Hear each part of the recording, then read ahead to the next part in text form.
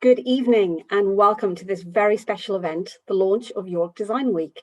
My name is Joan Concannon and I'm Director of External Relations at the University of York and the Director of York Festival of Ideas, which was founded and is led by the University in partnership with a range of city and national partners. As you can imagine, this year's festival was an entirely virtual affair, and I think I have created something straight. Oh no, I'm fine. I thought I'd muted myself. Apologies. As you can imagine, this year's festival was an entirely virtual affair on our new platform, York Ideas, and we delivered 97 events with 45 partners to a global audience of more than 45,000 people from 130 countries over 13 days. To that end, we're now continuing to use the York Ideas platform and our Watch Again YouTube channel to continue to deliver stimulating events in partnership with a range of York-based organisations. It was therefore the work of moments to agree to work with the fantastic York Design Week team, and we're truly honoured to host this launch event. I want to especially thank Rebecca Carr for her enthusiasm and engagement with us. Tonight's panel will explore ideas on how to literally build change for good. We have an inspiring and dynamic panel, including Alice Wilson, co-founder of OpHouse, Rebecca Carr from Kaizen Arts Agency and co-founder of York Design Week, Councillor Denise Craighill from City of York Council, exploring key issues around community housing, Fiona MacDonald from agency Matt and Fiona, exploring how we can empower young people to build, and my fantastic colleague, Professor Kieran Trahan, an expert in women and leadership. The University of York is a university for public good. We are dedicated to bringing together organisations and people to explore the interdependencies between education, ideas and research and community empowerment. The opportunity to host an event exploring the relationship between architecture, sustainability, urban design, space planning and health and well-being is one that we are delighted to support. More broadly, we're thrilled to support York Design Week as it seeks to explore new collaborations across the city. The theme of good change has never had more resonance as the impact of COVID-19 has surfaced so many deep-rooted and inextricably intertwined social and economic inequalities. So how can we work together to achieve our ambition of a zero-carbon city that seeks to deliver a stronger agenda on social justice? Is it possible for us to work and live differently and to challenge the status quo? What's the impact of a potential move to hybrid forms of remote and home working on the kind of buildings we create in the future? And what does that mean for the future of a city we all share and love? These are the kinds of questions the York Design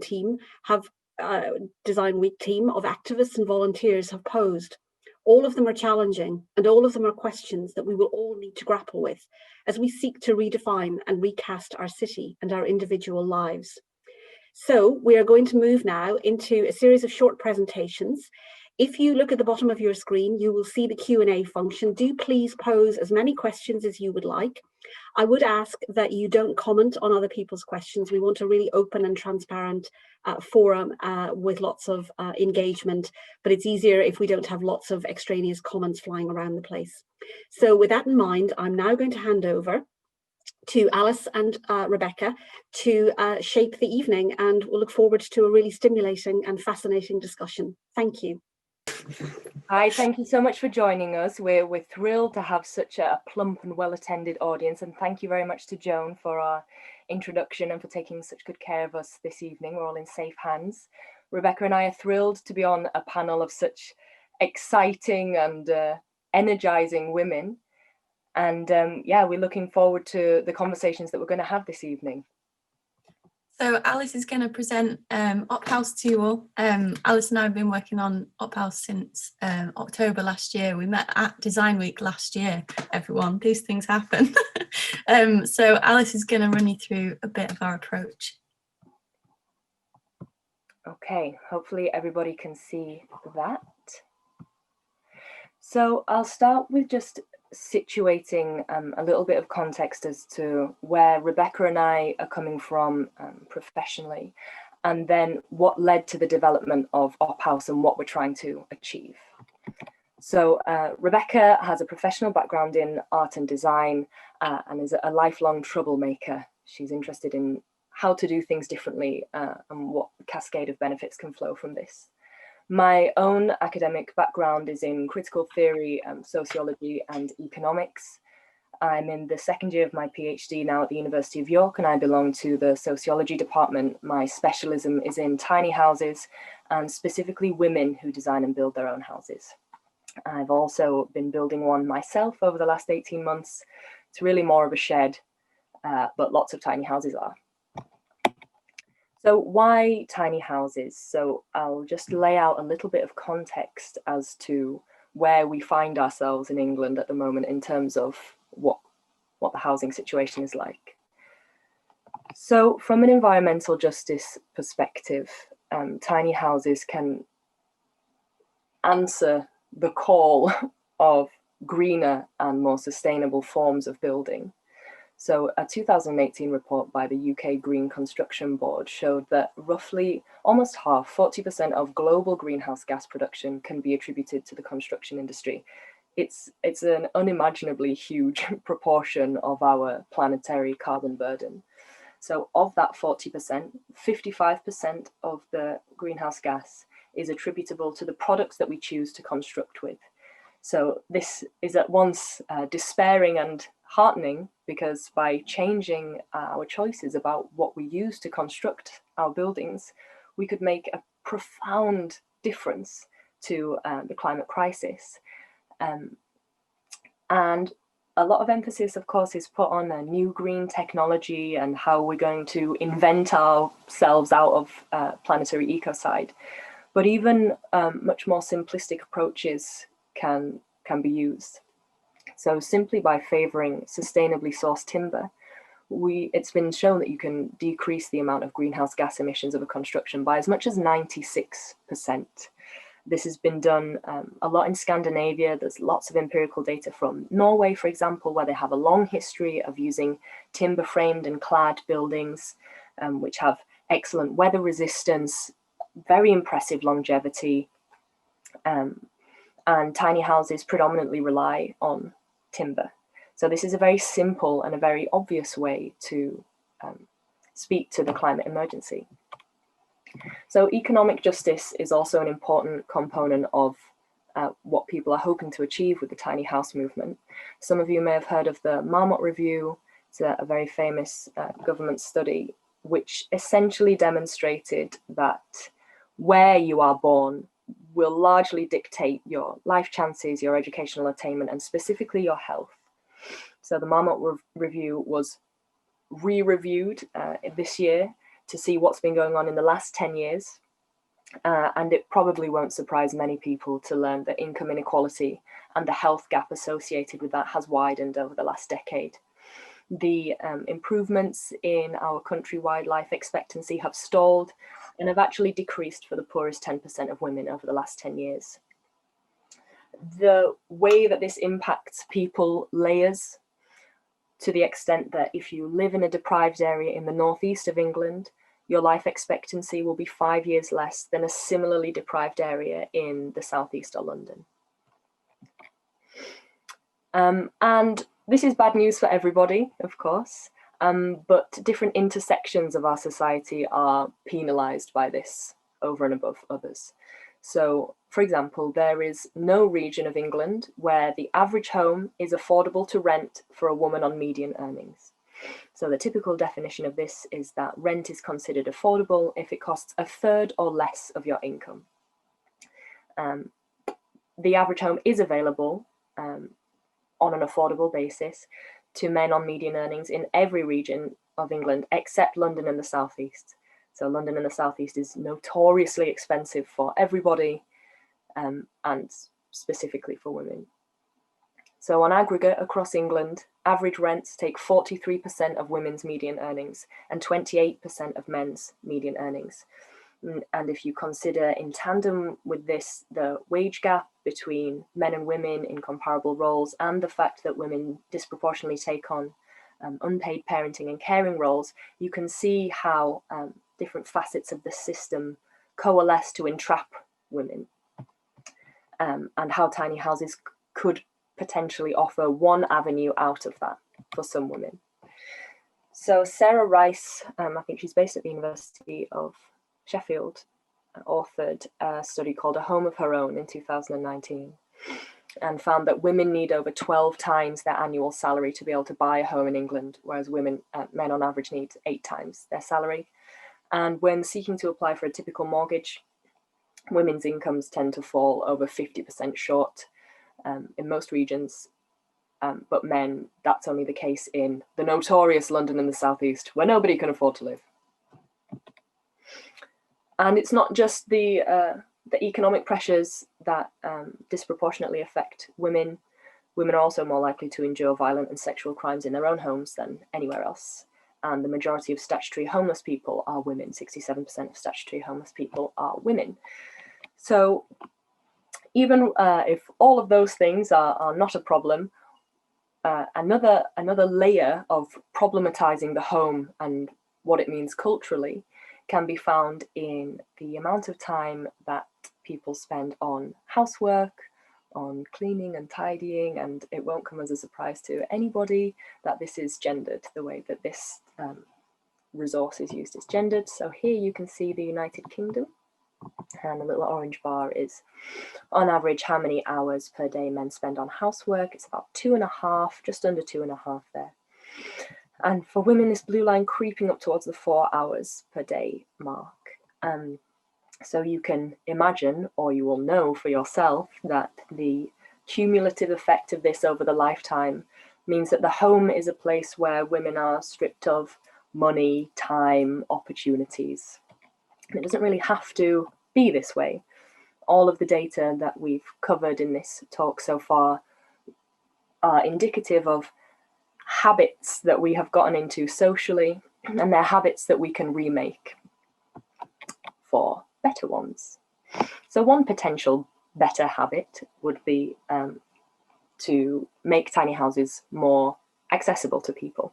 So a brief summary of essentially what they are: more or less 30 meters square. Of course, there's variation around that, but it's an indicative average.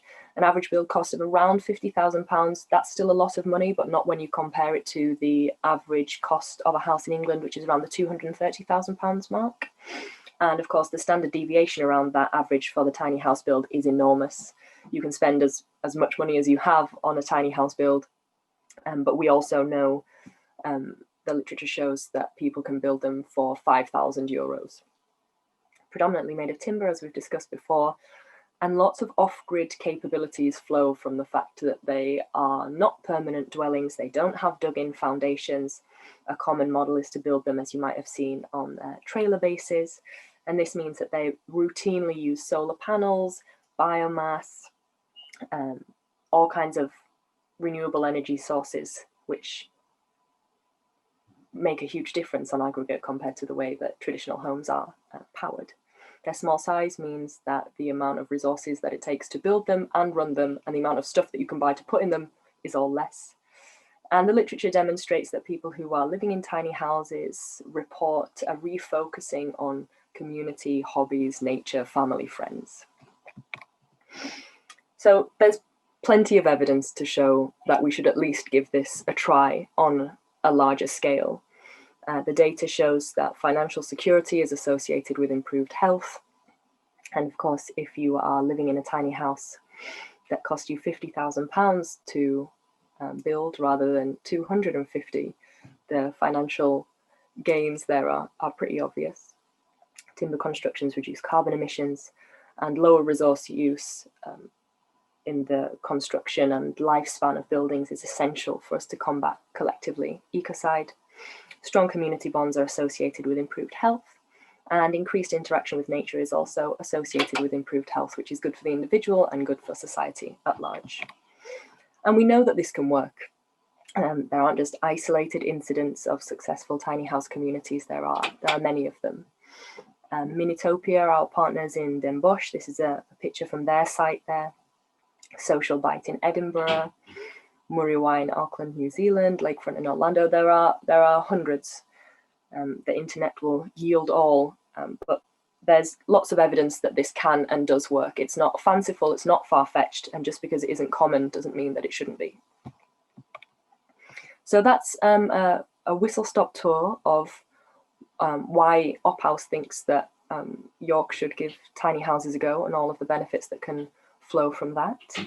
I'll just finish my screen share and I will hand over to Denise Craghill, who's from the City of York Council, and she's going to take over from there.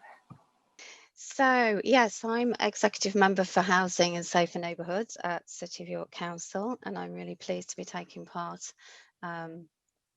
in this conversation today. I was just going to introduce some of our ambition for good change in the council, including the work that we're doing to support community-led development and self-build, but also our housing delivery programme. So starting off with this first slide, the drawing that you see on the left is the architect's drawing for our Duncan Barracks site, which is off Burtonstone Lane, and it's produced for us by Stirling Prize-winning architects Mikhail Riches. And this is currently a submitted planning application for 34 certified passive house homes that are designed to be zero carbon in use. On the right, you can see that we have an image of part of the proposals for the Burnhome Centre site. This is an application for 75 new homes built to the same high standards as part of the Burnhome Centre development in Tang Hall.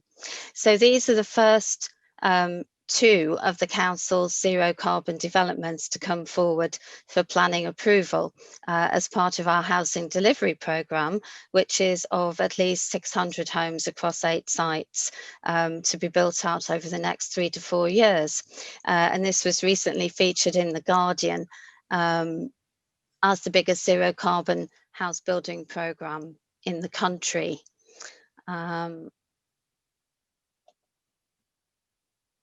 So, tackling climate change, adding social value. The images on this slide are just a few more images of the Duncan Barracks plans. One key ambition of the programme is to set the standards in the city for what can be done and what needs to be done to tackle climate change. An equally important ambition of ours is to make the most of the co-benefits that action on climate change can bring to provide really high quality homes that we'd expect when we build housing as a public good and not just for private investment. So in keeping with our design guide, Building Better Places, the new homes will not only deliver very low heating bills, they'll also be built to very high accessibility and adaptability standards. They'll exceed national space standards, allowing extra room for working from home. Now that's probably quite interesting vis-a-vis tiny houses, but perhaps an interesting part of the debate. But obviously the extra room for working from home will be quite important at the moment, as we all know, with COVID. The external spaces on the site are also being given as much attention as the buildings themselves, with a combination of private outdoor space and communal spaces that encourage social interaction and play. Green spaces are important on each site, so supporting biodiversity and access to nature. And of course, all the health benefits that brings. And it's also really important that the sites are designed to connect with surrounding communities and promote sustainable travel choices with low car parking ratios and exceptionally good cycle storage facilities.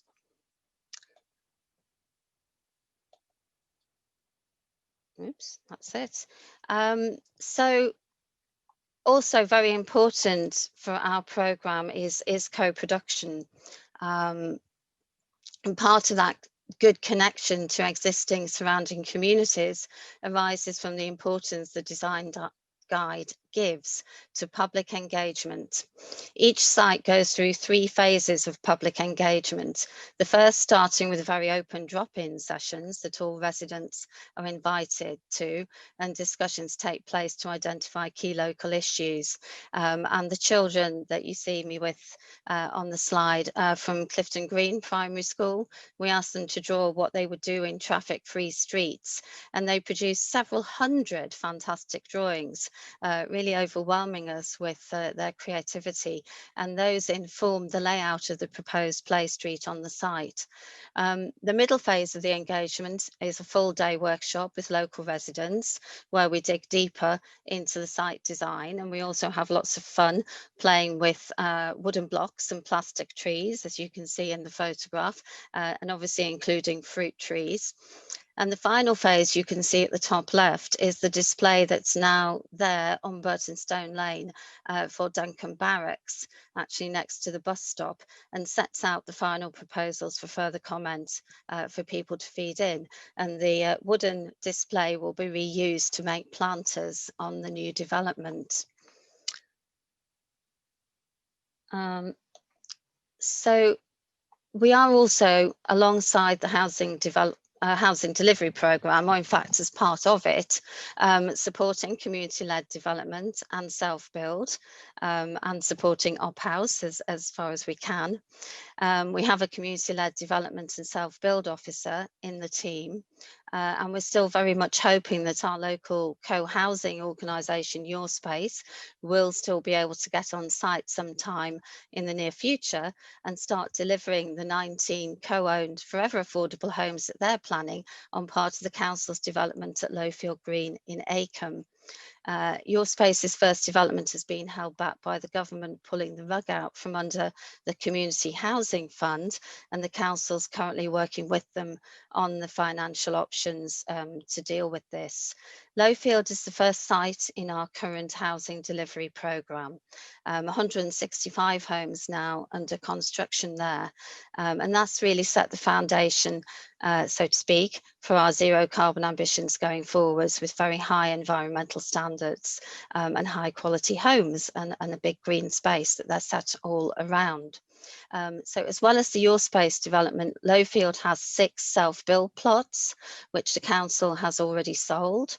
We have a further 5 plots coming forward at the Burnholme site, and a further 14 plots that we've just approved, dotted around the city. So in that way, we are also supporting self-build. And my final slide, which is just to finish off very quickly, is a bit of a marketing point that the homes are selling at Lowfield Green and under the brand of Shape York Homes. So you can actually see those there. So now I am going to pass on quickly to Fiona from Matt and Fiona. So Matt and Fiona, we don't give much away with our name. We are 2 friends who, similarly to everybody else here, are really interested in how the built environment comes to be the way it is. And I suppose we're curious and we question things.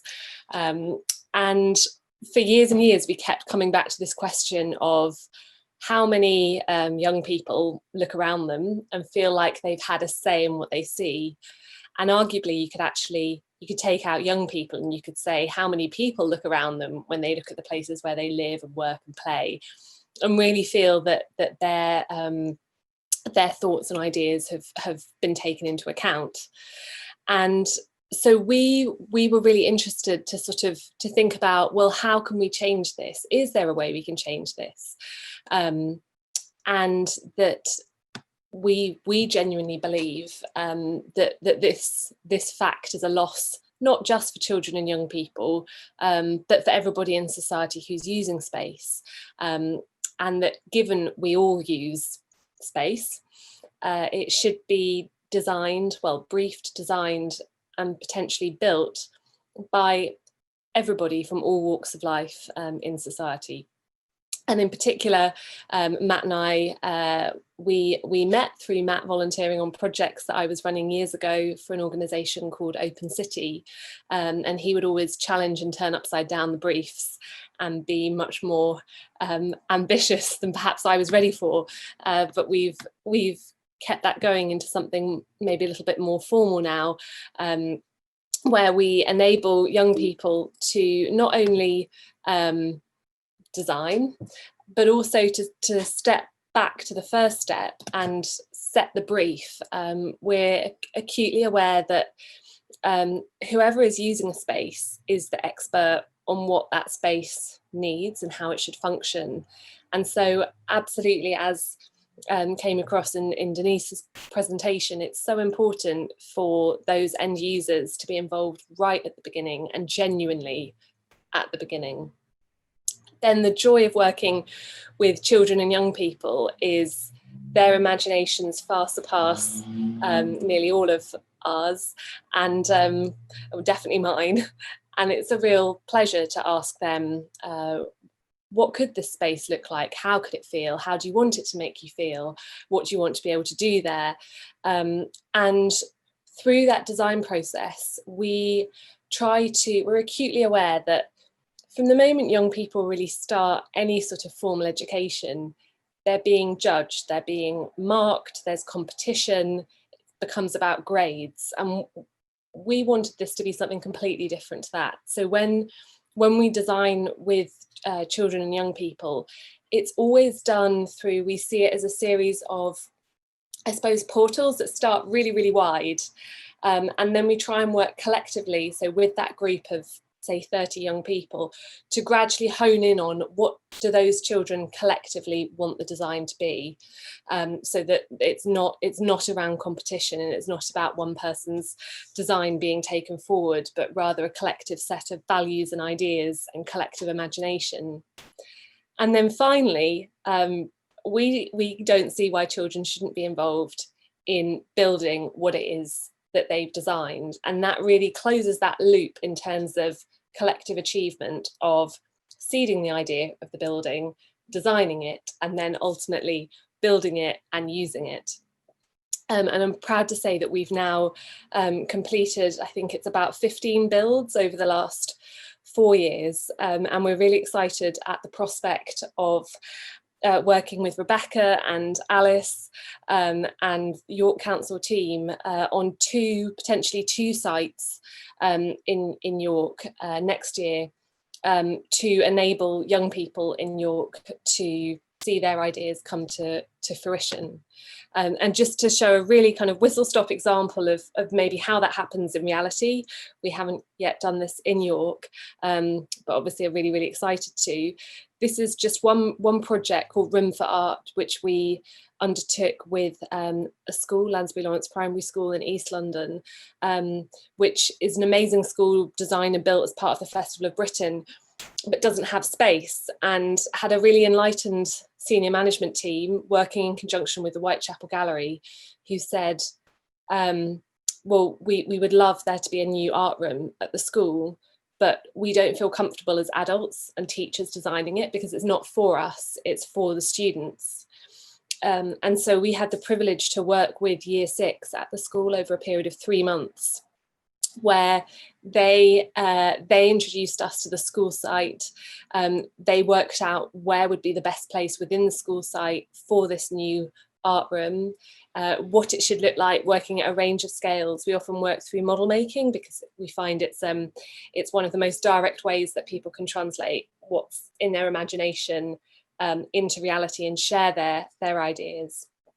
And then at different scales, so they wanted it to have a scaly skin, and came up with these wonderful three-dimensional tiles which would cover the building. And then quite often we chapter the process, the build process. Often that's to do with funding, so I think that's always an interesting aspect. It's not the exciting part to ever talk about in a project, but it is important. And we found that the story is really powerful. So sometimes when community groups come to us and they haven't got much funding, or they've just got seed funding, we'll say, well, let's maximize what we can do with that amount of funding, and create something powerful and show the amazing ideas that these young people have. And that's exactly what happened here, that the Whitechapel Gallery recognised how brilliant these young people's ideas were and invited them to build a half-scale version of one of the oculi that they designed for their art room in the Whitechapel Gallery. And these images show them building it over the course of 3 days. They're using real tools, real processes. We work with children from 7 up to 18. Obviously, for primary school children, we try and adapt it to take account of varying levels of dexterity and size of bodies and strength in a really practical way, but also to maybe come up with build solutions that enable the children. In this case, we were using elasticated toggles so that they can continue to change the design as they're building it in a very kind of iterative process. So that was on display for 3 months at the Whitechapel Gallery. And now that has continued to be used to generate the funding to enable the art room itself to be built at Lansbury Lawrence. And we've just received planning permission for that. So that's going into the final stages, and the children will continue to be involved. But they become amazing legacy projects. That this was back in 2017. So year 6 and now in year 9, year 10, they've a lot of got younger siblings who are still at the school. But it's an amazing way to validate their ideas and their voices of making their ideas tangible in the built environment and showing that they are valued and they are listened to, and that they have a huge amount to offer. So we're really excited to be working with such enlightened groups in York, and I'm sure we'll be talking about that more in the rest of this evening. So I'm going to stop sharing now, see if that works, and delighted to hand over to Kieran Trahan. Good evening, everybody, and a warm welcome. I want to focus on the role that women's leadership plays within all of this. But before I start, and ask the question, does women's leadership matter in design? And if so, how? I want to go back to something that Alice and Rebecca started on. I was struck by the note of all of my colleagues that have spoken.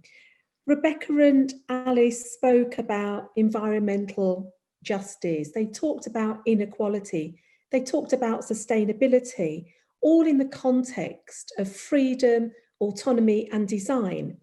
But underpinning all of that is leadership, leading through thoughtful thinking, leading through thoughtful action, and leading through purposeful activity. And then I was struck by Denise, and your opening line about building for good change, because that fits with the ethos of building equality and opportunity and voice. So this ambition for good change and adding social value and public good. What do these all mean when we begin to think about leadership and voice? And Matt and Fiona help bring something which is really critical when we talk about women's leadership, around the ability to question and ask whose voices are heard and whose voices get excluded in space and design. And I really like this notion of empowerment and imagination. And Matt and Fiona helped touch on a point that I want to raise, which is around emotions. How do we put emotions back into leadership and design? And so I want to talk a little bit about what role do universities play as anchor institutions, and particularly the University of York. How do our principles shape vision? How do we work with our partners through to kinds of implementation? And so I really like this notion of social value. We say that we are and want to be a university for public good. But that by definition means that we have to embrace and promote the principles of sustainability and improving our environmental conditions. Alice and Rebecca, touched on the inequality in terms of health and housing. So when we think about improving our environmental conditions, for us, they're not only a prerequisite for societies and the city to flourish economically. We have a social role and a cultural role to play in order for people to live healthy, and fulfilled lives.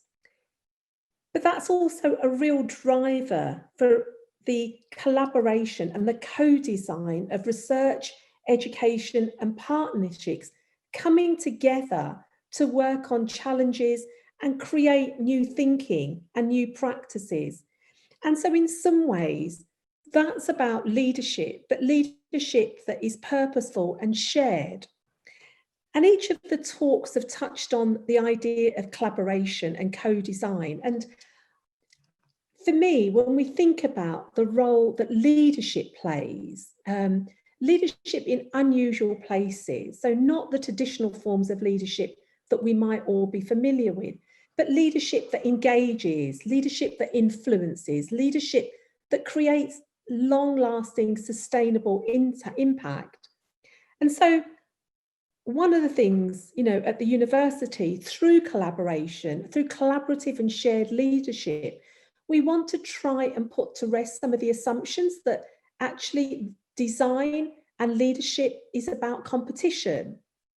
It's about how we come together to kind of make a difference, but also about the legacy and the footprint that leaders of today will leave for generations to come.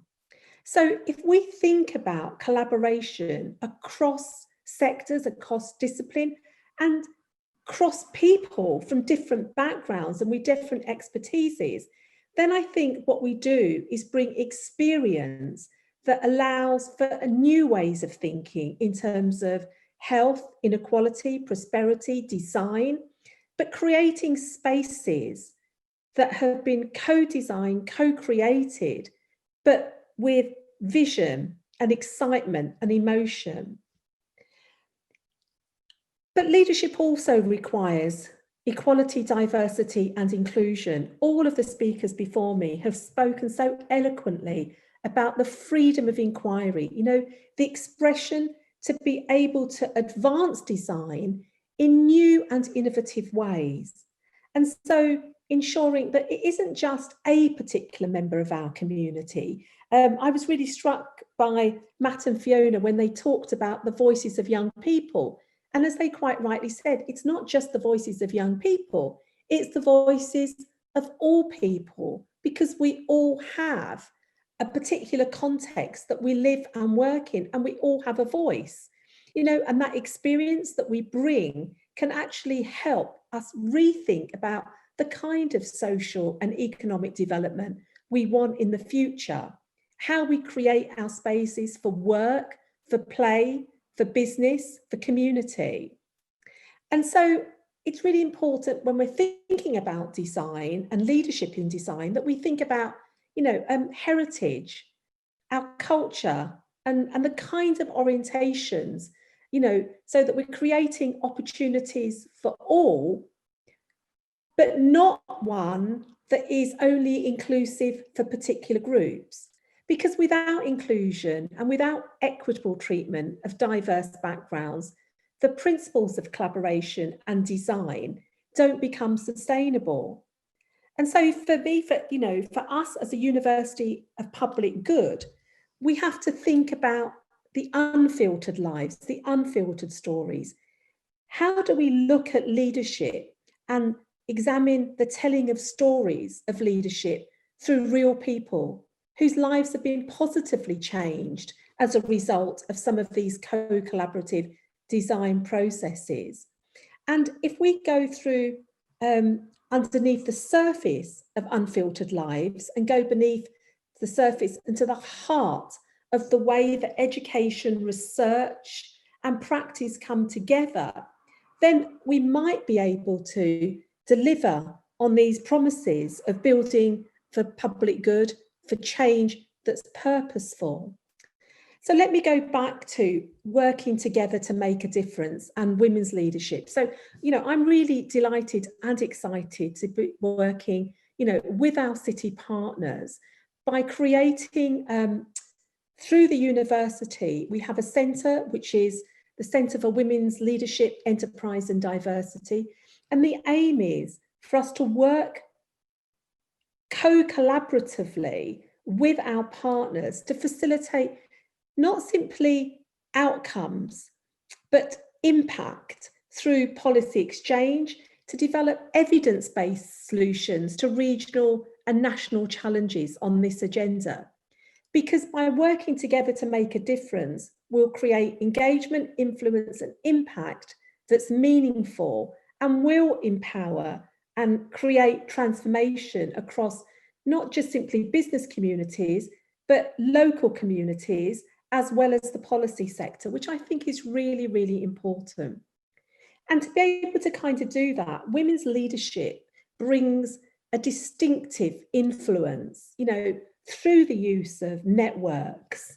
You know, they're able to kind of influence the diversity and their entrepreneurialism in terms of changing and helping shape practice, which then results in more sustainable impact. And if we do that, then we can make a measurable difference. And that's why I think it's the interconnectedness of leadership, design, and change that makes this such an exciting, both a challenge and an opportunity to create spaces of the future that we're all proud to live and work in. So there is something about working together to make women's leadership and design everybody's business. Thank you. I'd like to hand it back to Jo now.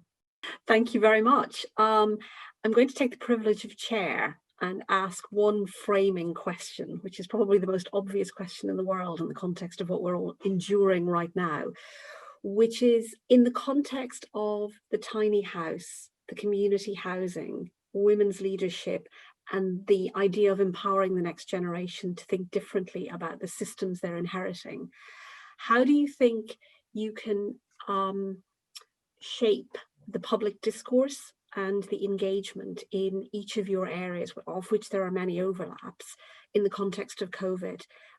It seems to me that really COVID has drawn attention to what jobs we actually value, the kind of workspaces that we might want to design for the future. So I'm interested in how we can kind of have an exploration of how we might use the impact of COVID and the surfacing of those structural inequalities to reframe the kind of systems that you've talked about, but also the public awareness and discourse of how the built environment might be reshaped to be more sustainable and to be more inclusive. Do you have a view on how your thinking has evolved in the context of the pandemic? Alice, how does a tiny house work if we're all going to be living in our, as I certainly am myself, living and working in your bedroom?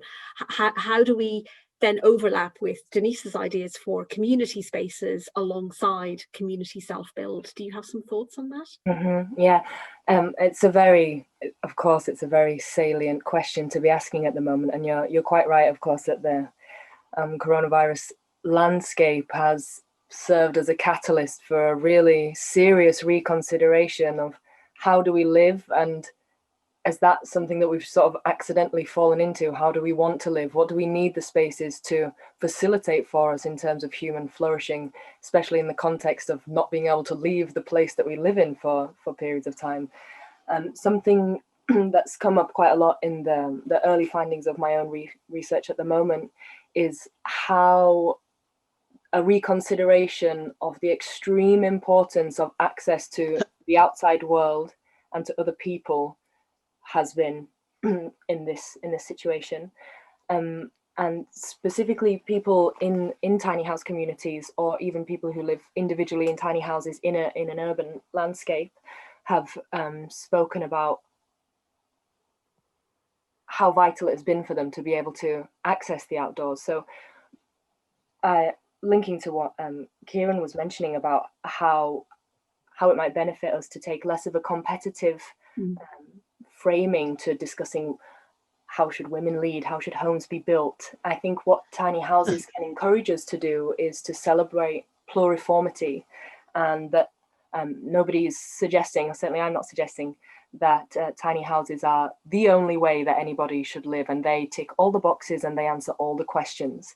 But what the housing crisis and what the coronavirus is sort of helping us to consider is that there's never going to be one silver bullet solution to these chronic and wicked social problems, that we need lots of options available for lots of different types of people. Tiny houses, for instance, might not be appropriate for a family of 5, but they could be a fantastic lifeline for a single graduate or a young couple, and offer a rung on the housing ladder that currently doesn't exist. And I think that, as we mentioned briefly, the ways in which women are specifically penalised by the housing crisis, that's also exacerbated by the coronavirus landscape. But what we hope through OpHouse and through our research is that by offering a more diverse choice, a lot of what we're talking about is to do with autonomy and choice. Who gets to choose? Whose voices are included? Who gets to decide how they want to live? That tiny houses could potentially offer just another additional route to freedom in the context of coronavirus and in the broader context of the housing crisis. Kieran, you look like you wanted to come in there.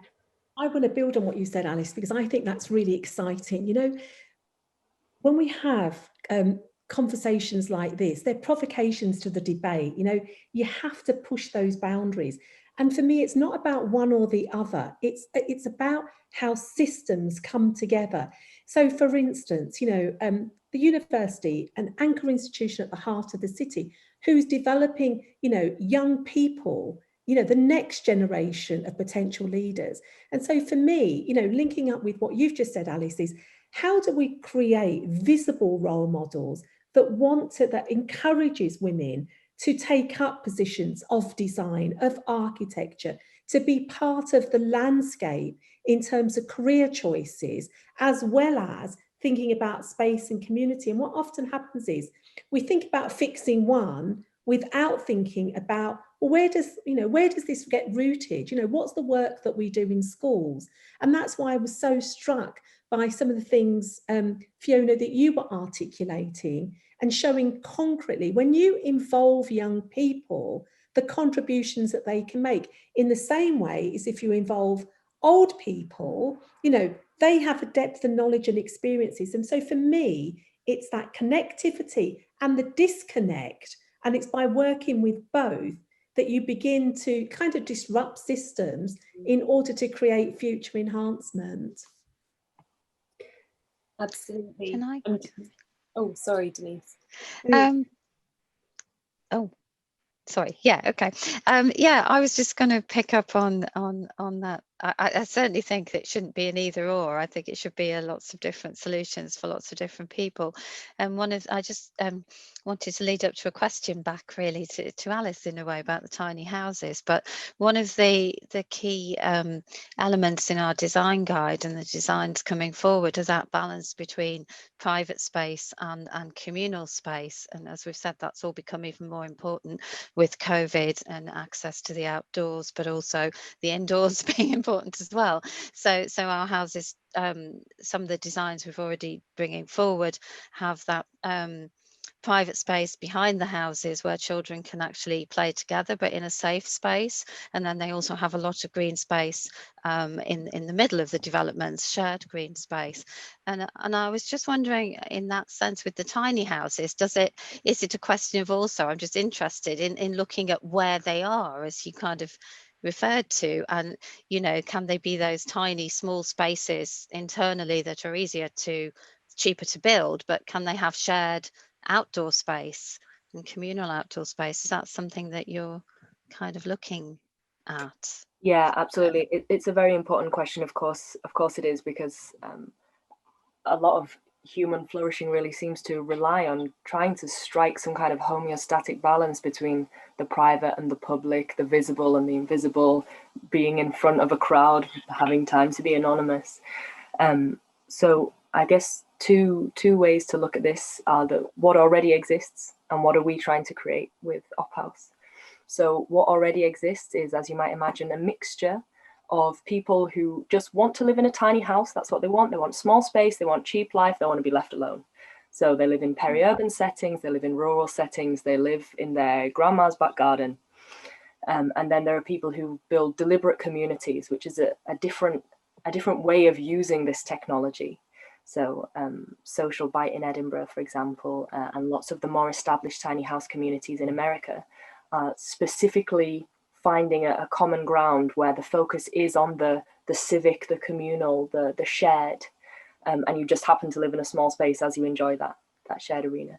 And what we're looking to do with OpHouse is a mixture of the two, really, because what we keep circling around is, as Fiona's mentioned, that people who use the spaces are the experts in their own needs, and we really foreground a bottom-up, truly collaborative approach to what we're trying to create. And some people will want to be left alone and have some privacy, and some people are really hungry for this shared communal space. A lot of what we will end up being able to do will depend on what land we get, how much money we have, and all those other unglamorous but vital components of the project. But yeah, it's a fantastic question, Denise, and it's one that I think anybody who's involved in the tiny house movement will have an opinion on that, and have preferences. Do you want to come in there? Because I had an additional question to Denise's before I move on to the audience questions, but you look like you were going to say something. Just coming back to COVID and the situation, that how it's changed everything, really.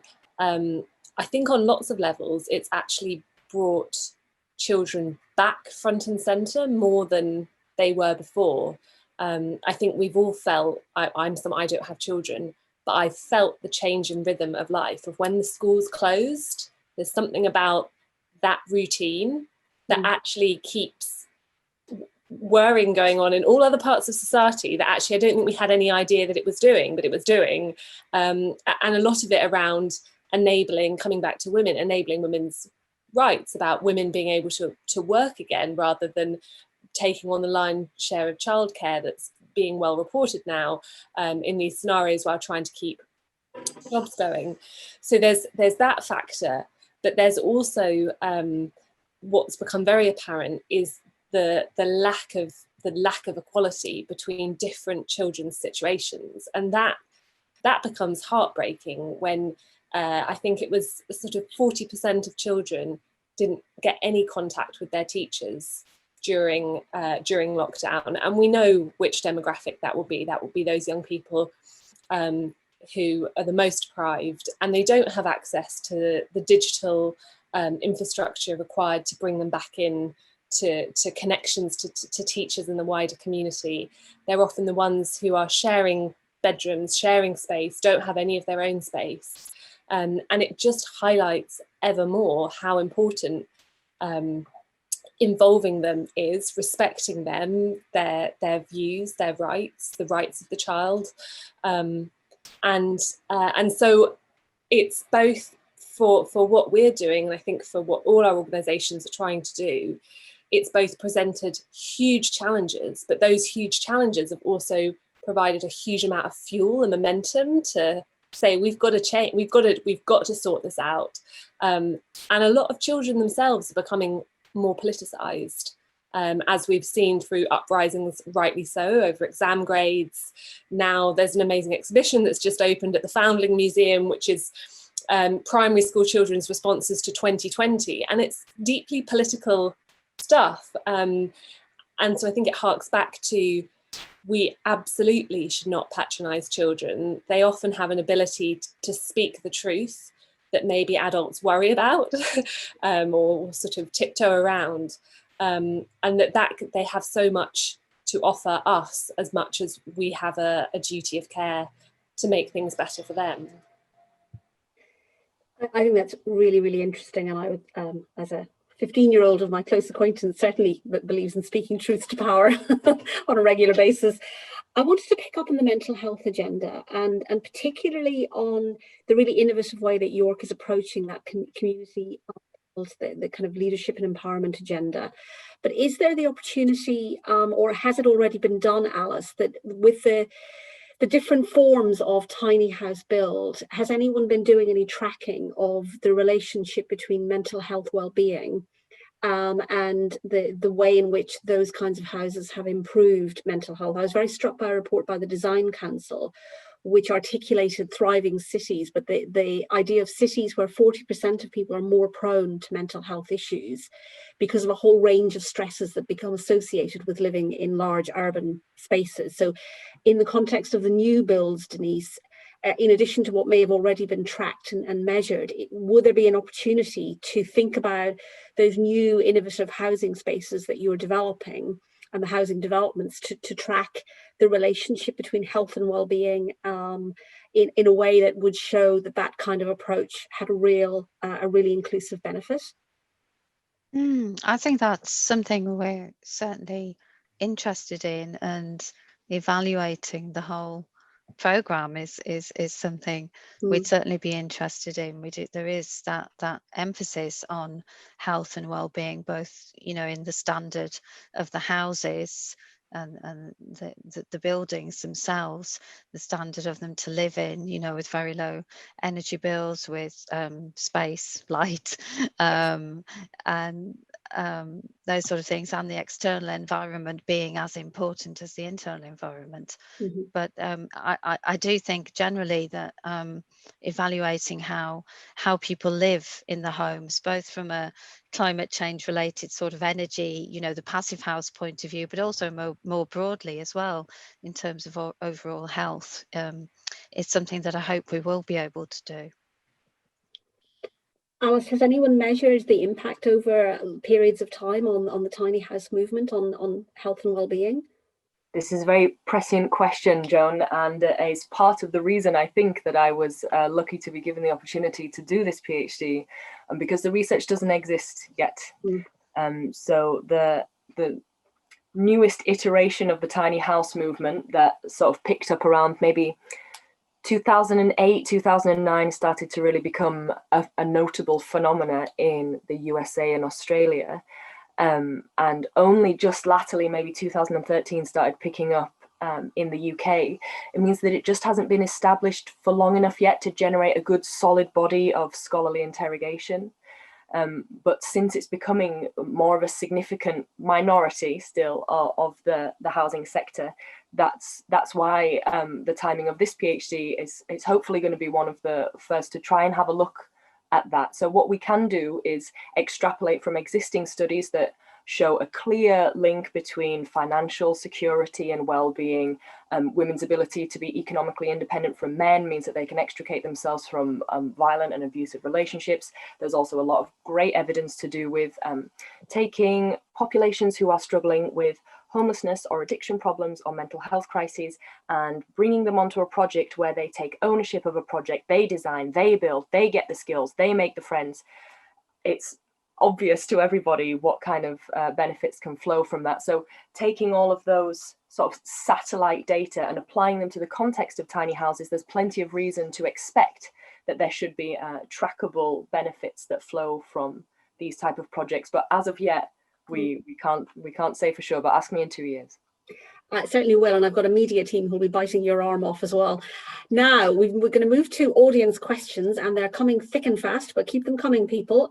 So you've got a fan already, Alice. One of our audience members says, I love the idea of tiny houses. As an individual, how would someone go about finding a location for building a tiny house and getting permission for that? So Denise has a planning aspect to this as well. But is there a process, Alice, for identifying, is there a kind of blueprint that people can follow to kind of get themselves on the thinking, on the pathway towards getting a tiny house? Yeah, it's a really common question. It's a fantastic question, and it's something that we're looking at on a more systemic basis. So the short answer is no, there is not a blueprint. So tiny houses occupy a kind of liminal status where sometimes they're legal, sometimes they're technically illegal, but only if they're primary residence. But if you don't live there for 2 weeks of the year, then you can get away with blah, blah, blah, blah. There really needs to be, it would benefit a lot of people if there was some standardized definition, a legal definition of what constitutes a tiny house and what does not. What building regulations would apply to it, what minimum size standards would be for tiny houses, given that they're a deliberate form of micro living. We can take heart from some examples from New Zealand, And New Zealand, as far as I'm aware, is the first nation to have a national tiny house association, and they're in the process of passing new legislation now to have tiny houses legally recognised, which will mean that you will then be able to borrow money to finance the project, because at the moment you can't get a mortgage or any type of loan like that to finance the project, because of course a mortgage is secured against the land on which the dwelling is placed, and that's not the point of tiny houses. And the type of people who might really want a tiny house and benefit from them might not be eligible to have that type of personal credit extended to them as if they were buying a holiday or a car or something like that. So that's something that we are working on, but at the moment it's a very ad hoc. Who do you know who has a patch of land that you could put it on, which of course is hugely problematic, because who are the people who have land where they have, you know, like the privacy and the space to put something without having to get legal permission for it. It maintains the privilege of access to this kind of technology in a very specific demographic of the population. So it's something that we're working on. So there's an opportunity therefore perhaps to think about this in the context of a different form of social housing, potentially. Yeah, maybe Denise would have something to say about that from a more I think what I would say was I can imagine loads of possibilities for networking and joining things together, but I'm not going to make any promises just now. But I do think it's really interesting. It's made me think of lots of ideas. And in that context, therefore, Denise, I think truly this is aimed at you, although I'd be interested in Rebecca and Fiona from a design perspective. Questioner, why are York houses made of brick rather than sustainable wood or other eco-friendly products? Is that something that as a city we can start to kind of pioneer new thinking about the sustainability of the built environment and the products we use? Denise, do you want to go? Well, we are looking at materials. I'm not going to claim to be a complete expert on this, but I mean, in our program, we are obviously being very conscious of materials and what we use, and we're evaluating the embodied energy. And there is going to be wood definitely involved. Brick is kind of, I mean, it depends what your view is, how important it is to fit into the local vernacular. I think, you know, it's a bit of a thing that in York, but we do try also to build high quality modern style, modern architecture, and I think that's what, you know, we definitely should be looking at. The reason I was pausing, I wasn't sure whether someone else was going to come in to say that obviously your space and various people connected with that are very interested in using different materials as well, and very much linking into all the bio sort of bio, I'm not quite sure what word to use there, production that we have out there in the Yorkshire region, and using materials like hemp and hempcrete and that sort of thing, and certainly supportive of looking at that. Yeah, as well. Regionally as well, looking at straw as well. Fiona and Rebecca, did you want to come in on that? Yeah, I was going to say, I think I wrote down, well, Denise was talking about how I think you said that your space had really influenced this more of a shift towards a sustainable building in York, and I just wanted to give him a bit of a whoop whoop, because James has been helping us out a lot with a lot of our governance stuff. He now works for Leeds Community Homes a bit as well, so he's been yeah, I think we need to be sort of really thinking about how community-led homes and like different approaches that we're suggesting that we take can influence the sort of the more mainstream housing that will continue to be built, because we can't really stop the major developers from developing. Thankfully, at the moment, with the council developing a lot of their land, it's been a really amazing time for York. But yeah, I think that influence that you can physically see it in York now, which is really exciting. And I think we just need to keep being on the edge of that and keep pushing that innovation and sustainable building methods and new methods of construction. I'd completely agree, and I just jump in with some sort of humble defence for the brick, that bricks can be made very locally. And we have a lot of clay in the UK, so that's why we predominantly have built in the past a lot with brick, and there's some amazing innovative building that's happening with brick, and brick manufacturers who are looking at more and more sustainable ways of lowering the carbon footprint. Concrete is perhaps the material to most avoid of all, but a lot of it comes down to the detail as well, and I'm sure we're all too familiar with sort of the aesthetic whitewashing that can happen. Timber can be used in terribly unsustainable ways, as well as very, very sustainable ways. And I think part of this is all around educating everybody. You know, architecture's not on the curriculum. So actually we're all relatively, myself included, can be quite illiterate at looking at our built environment and assessing these things, and so maybe it is about starting with the next generation, and by empowering people. The problem is, by empowering people, they can become critical, and then they engage in the debates, and maybe that's the part that can be scary for certain aspects of society. So Fiona, you have set us up absolutely beautifully for a question from Charlotte. What skills, and I think this is really to all of you, and I'd be interested in all of your views, what skills do you think communities and individuals need to develop in order to make decisions, design, build, and use space democratically? And crucially, how can we nurture those skills? Who wants to go first on that one? I'll go a little bit. And then Fee, if you want to swoop in. I think we talk about this quite a lot in terms of self-build.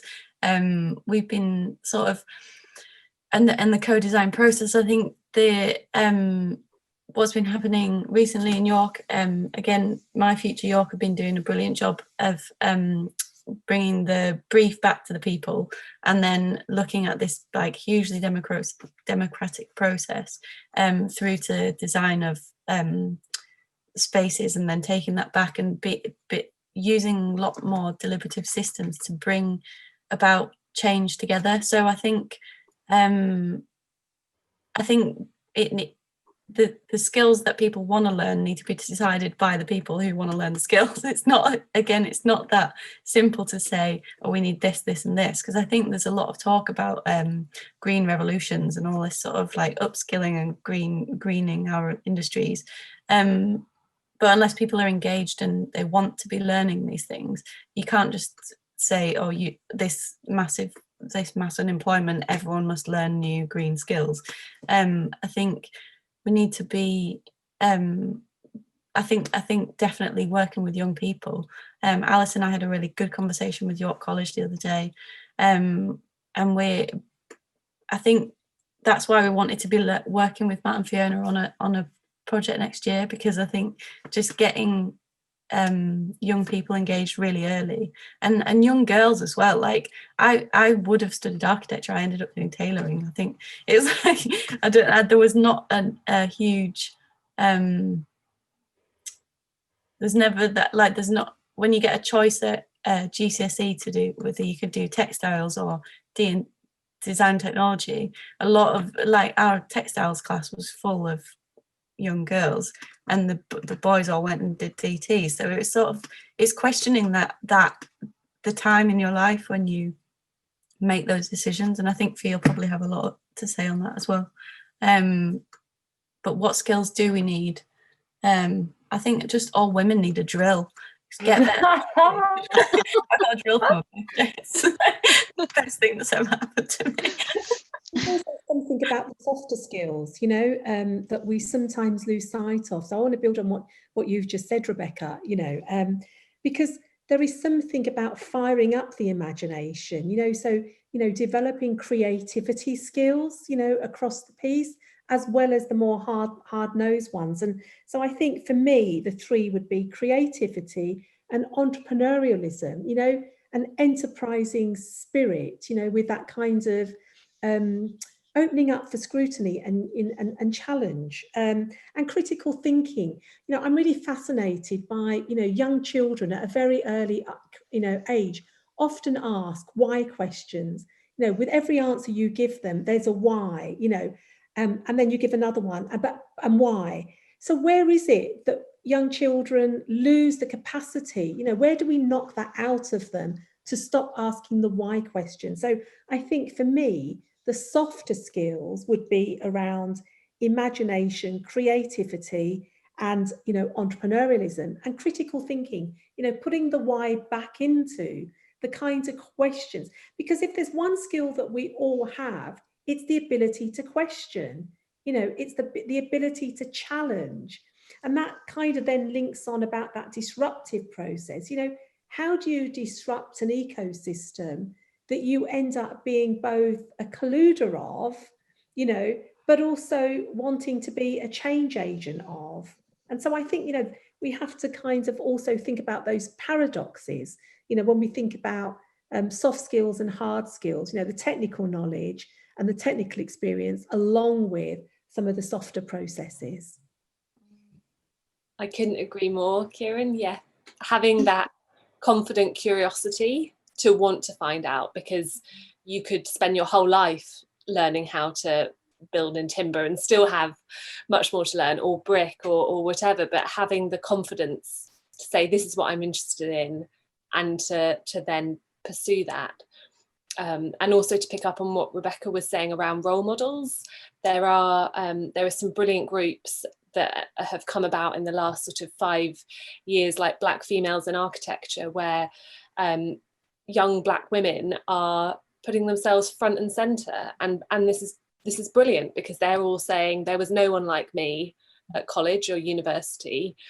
I was the only person kind of coming up against these things, and it's amazing seeing the work that they're doing and the impact that they're having. So I think it's twofold. It's about role models, and it's about building that curiosity and wish to ask questions, and supporting young people through puberty. I think Matt and I notice it actually. Sometimes we feel like we're telling a lie, because children's imaginations are amazing until they hit puberty. And they're probably still amazing as they're going through puberty, but suddenly their willingness to articulate their ideas and say anything that's not the norm or established or the right answer is quite heartbreaking. So supporting young people at that time, when I remember feeling very vulnerable and wanting to fit in, and recognizing that your unique personal experience is absolutely valid, and having pride in that would be something hugely beneficial that we could do. But all of this obviously ties in so much more than just architecture and the built environment, because our school system currently is all set up on getting the grade, jumping through the hoop, fitting into the mold, and then suddenly you're hit with something that no one's had to deal with before, the global pandemic, and we haven't got a generation of people who know how to deal with this, because this isn't how we were schooled. Yes, I think the confluence of puberty and lack of curiosity and an over-examined system, I'm willing to bet quite a lot that there's an intersection there.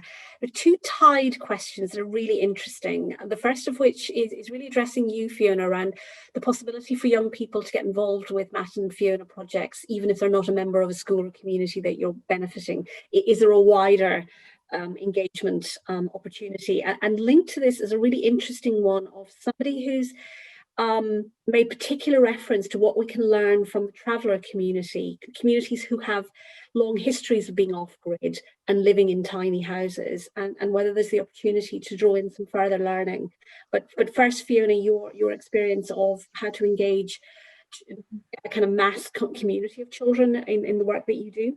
Yeah, I mean, we often compare it to a sort of like an hourglass in terms of the number of people involved, and when we're at the stage of setting the brief, we try and involve as many young people as possible who could arguably be part of that community and for whom this space will be relevant and they'll be using or involved with in some way.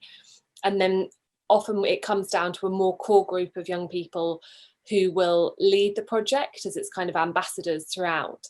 And then once it's becoming kind of manifest, then at that stage, we try and involve many more young people again in the process of using it, changing it, inhabiting it, programming how the space is used. One bonus for us as an organisation, COVID meant that for the first time in 4 years, we had to down tools for a few months. And so in our business plan, we've been looking at developing, could we have training courses in schools which actually encourage young people to learn how to design and build, which are separate to this very peripatetic model which we love, where we go and work with a community and learn so much. So yes, hopefully the answer is hopefully yes. Some opportunities already, and then some that we hope will be in the pipeline. Right. And Alice, do you have any engagement with the traveller community in terms of that model of off-grid living? Is there an opportunity to think about that? Yeah, there certainly are opportunities to think about this, and it's something that we've covered sort of superficially already in some of our workshops. I love that this question comes up. I find it really heartening. It's a very sensitive and thoughtful question, and it really speaks to the sort of cultural moment of doing that anti-colonial work and being mindful of where we get our ideas from and who gets to use them, who benefits from them. So thank you for the question. Where we have covered this just briefly is in a workshop that we conducted in July, which was to do with the problems and concerns that people wanted to voice about the tiny house movement, and naturally this was a part of it. We were in touch with a colleague who has done a lot of work with, there was a few people there actually who, they weren't even just from the UK, there was people from all over the world in that one. And the universal response was that when our colleagues had been speaking to travelling communities about the use of tiny houses in cultures that were not part of the travelling community, they kind of laughed at the idea that we could be appropriating their culture by just living in a small space. You know, it really speaks to a bit of a reductionist conception of what it means to come from that community. They have rich and ancient histories which comprise of myriad cultural practices, everything you can possibly think of. Just because a skinny hipster lives in a shed in his mum's garden doesn't mean that in any way their lifestyles are being encroached upon. Of course, I imagine that there will be people with different views from that. And something that we've been discussing wanting to take forward is collaborating with some of the travelling communities that are based in York. We haven't decided in what format that would take, because we're still in the process of getting in touch with those people and seeing, like, do they want to have anything to do with us? You know, we're not just going to go over there and extract their knowledge from them and like try and suggest to them that they should have an opinion about what we're doing, you know. But yeah, it's a great question. It's something to always be mindful of. The impression that we've got so far is that just living in a small space is not the definition of a travelling community. So picking up on language in general is a very interesting question here about the panel's view on the concept of the housing ladder. I suppose its relationship to the economy in all kinds of ways. Questioner says, I think this can be an unhelpful analogy sometimes, and wonder if a different perspective or word to describe the housing market might help. Something that reflected the flexing circumstances that grow and retract as people and families go through life. Does the panel think change in language could facilitate more opportunities to consider different housing types and solutions like tiny houses, but perhaps many of the examples that Denise talked about as well? Can we think of a new language to frame housing and its purpose and who different houses are for? Is there more that we can do from a leadership point of view, from a kind of framing a housing strategy in a different way that defines the opportunities around social purpose? Yeah, I know. Yeah, it's a really good question. We talk about this housing ladder quite a lot because it's not like I don't want to be on any sort of ladder. I'm not particularly interested. And unless it's to stick some roof tiles on, I guess. but I think we need to be mindful of like slipping into language that we are trying to disrupt, I guess, because we are trying to disrupt the housing ladder as it is in itself, because the housing ladder is probably the reason why we're in the economic mess that we're in. So I think, yeah, let's think of new terms, but I can't think of one right off the top of my head, James. Well, I think, yeah, we need to be mindful about this use of language, for sure. I also think it's a superb question. So for me, it's not simply about language, it's also about practices, you know, and so we're back to the connectivity and connections between, if we look at the changing nature of work and the changing nature of skills, and then the changing nature of our cities and our rural communities, where do we learn to get on the property ladder? You know, we learn that through the experiences that we have in the houses that we live on, you know, through our peer networks, through the jobs that we hold. It's almost like a path that's carved out for us, you know. And so I think in that disruption process, if we thought of disruption as a process of enhancement, and we looked at both language and practice to inform new thinking. So again, rather than just replacing one set of language for another, if we go back to a point that, Fiona, that you raised, is where does that education process start? Where do we learn, you know, particular ways of being, you know, and then some of us will kind of reject that way of being, but we're often in the minority, not in the majority.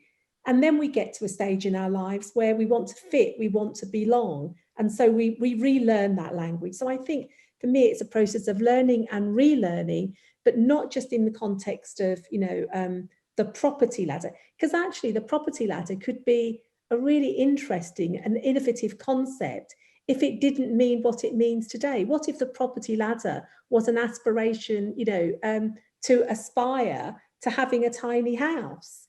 You know, so it's not in the language of property ladder per se for me. It's where we learn that and how we begin to unravel that so that we have a more thoughtful and nuanced approach to all of that. And I think, Alice, for me, that links to some of the points that you were making.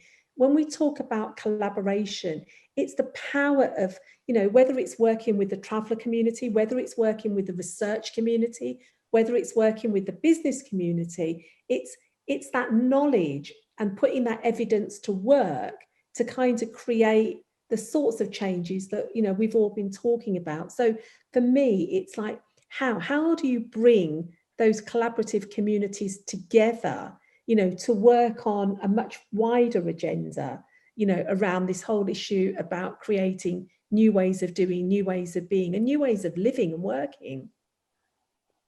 So I'm going to finish on a challenge. There's a cracking question here that I'm going to slightly widen out. You're all going to kill me afterwards, but hey, I get to be chair. Doesn't happen very often. So somebody has posted, I have a drill and I'm not sure or confident how to use it, but I'm a very creative and practical person. I've often joked with my friend that B&Q should do a walk-in workshop to teach anyone how to do basic DIY, like putting up a shelf. I think that's a brilliant idea, although personally, I don't know anyone who would let me out in charge of a drill, and I think they're quite right. But are there other practical things, tangible things that we could all do as a city that would help to get people engaged and feeling empowered in the construct of contributing ideas to how we think about the built environment, how we think about the public realm, how we think about ourselves as citizens of an amazing city? If there's one practical thing that you'd like to advocate people taking away from tonight's session, what would it be in our last 5 minutes? And who wants to start? Or you could just talk about workshops to put up shelves. I think the other day, Andrea, who's running a workshop later in the week, was talking about a communal tool shed that they have in Liverpool, and I was saying that we need one of those in York, because I mean power tools are expensive as well, but if you could have a shared tool space with also just someone there that could teach you how to use tools, I think that would be brilliant for York. So maybe the action could be to set one of those up. Setting the bar high, women. So who wants to go next with a practical thought to end the night? I would like to offer a practical thought. This is one that hopefully anyone can do without spending any money or researching any particular skills, is whenever you have the opportunity to tell somebody, yeah, I think you can do it. Why not give it a try? Yeah, have a little go. Any little small nugget of light and fun encouragement that you can bestow to another person, it's impossible for you to tell how many wonderful ripples of good that can do further down the line. So seize every opportunity to remind somebody that yes, they can. Excellent. Who wants to go next? I'll go on, I'll give it a go, because I haven't thought of anything deeply innovative in like giving everyone a drill. But I think what Alice just said about encouraging collaboration and networking and sharing of advice and that confidence that you can actually make change by actually doing some of it yourself. So we are hoping to try and get some kind of advice network on the go again, you know, to support people to retrofit their houses, or could be to do other things, you know, making all those connections. Brilliant. Fiona, do you have a thought? I think for me... Oh, okay, Kieran, go for it. Oh, sorry. No, Fiona, you go. No, go.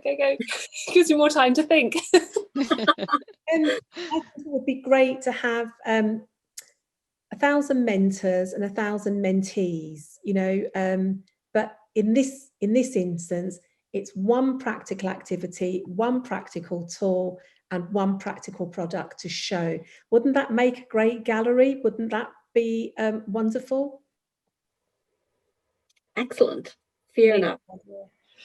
I was just thinking about building on what Denise was saying about unsiloing things. So I can't help feeling like over the last 6 months, my boundaries have got kind of closer again, and coming back maybe to school as being the backbone of how we live, is trying to encourage schools. And I know it's never easy, but trying to keep that idea of those school doors staying open and everyone being welcome to come and share that knowledge, whether it's the school caretaker sharing their knowledge with the children, or people making school dinners, or whether it's people coming in sharing what it is that they do on a day-by-day basis. I just think keeping those doors open as much as possible, as much as COVID allows, even if that's metaphorically rather than literally at the moment, can be so powerful to children, but also so heartening to the adults that get involved. Okay, well, since I put you all on the spot, my practical offer is to continue to use the York Ideas platform to talk about these really fascinating concepts and ideas, and to offer as much practical application for them as we possibly can, particularly through our children's programme in events going forward. I can tell you our audience love the idea of a shared tool shed. So I will leave you with that very innovative idea. I want to thank all of our speakers so much for such a fascinating evening. It's been really, really illuminating. I hope very much the audience also have enjoyed it. Many of the comments were very much about the appreciativeness of the audience to all of your contributions. So thank you so much. And thank you again to York Design Week for asking us to host the first event on York Ideas. Please, everybody, do look at the programme. Do keep an eye on our Watch Again facility. Share the news far and wide about York Design Week. It's a fantastic endeavour, and I'm absolutely thrilled that we got a chance to hear such fascinating women on such an important topic. So thank you again, and good evening for the rest of the evening, and hope to see you all again in some Zoom platform or other. Doubtless I will. Thank you and good night. Thank you.